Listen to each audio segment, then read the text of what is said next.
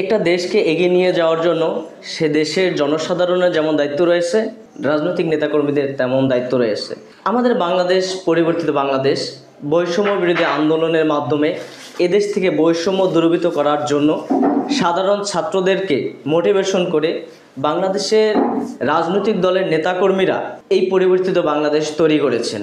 এই পরিবর্তিত বাংলাদেশে সাধারণ জনগণের মতভেদ, সাধারণ জনগণের মতাদর্শ অনুযায়ী আগামী রাজনৈতিক ব্যক্তিবর্গরা দেশের শাসনভার বুঝে নেবেন, দেশের দায়িত্ব বুঝে নেবেন এবং দায়িত্ব বুঝে নিয়ে এই বাংলাদেশকে কৃতকার্য রাষ্ট্রে পরিণত করবেন বলে আমরা আশা রাখি।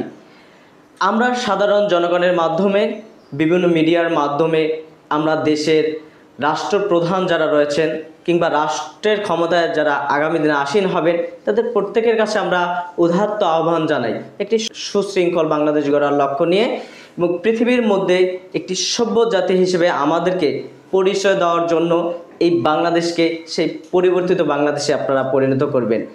যে বৈষম্য বিরোধী আন্দোলনের মাধ্যমে গণ অভ্যুত্থান তৈরি করে বাংলাদেশের ছাত্র সমাজ তথা বাংলাদেশের সাধারণ জনগণ একটি নতুন বাংলাদেশ তৈরি করার স্বপ্ন এদেশের রাজনৈতিক ব্যক্তিবর্গদের হাতে অর্পিত করেছে, সেই স্বপ্নকে আগামী দিনে বাস্তবায়ন করার লক্ষ্যে এগিয়ে যেতে হবে।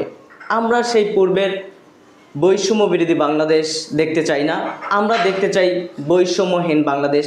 আমরা দেখতে চাই উদার গণতান্ত্রিক এক বাংলাদেশ, যে বাংলাদেশের মধ্যে সাধারণ জনগণের মতাদর্শ মতভেদকে সর্বোচ্চ প্রাধান্য দেওয়া হবে। আমরা সেই বাংলাদেশ দেখতে চাই, আমরা সেই বাংলাদেশ তৈরি করতে চাই। এই বাংলাদেশ তৈরি করার জন্য সাধারণ জনগণের যেমন দায়িত্ব রয়েছে, এদেশের শিক্ষক, সাধারণ ছাত্রদের, রাজনৈতিক ব্যক্তিবর্গদের, সাংবাদিক বিভাগে যারা রয়েছেন তাদের, এদেশের প্রশাসনিক বিভাগে যারা রয়েছে তাদের দায়িত্ব রয়েছে।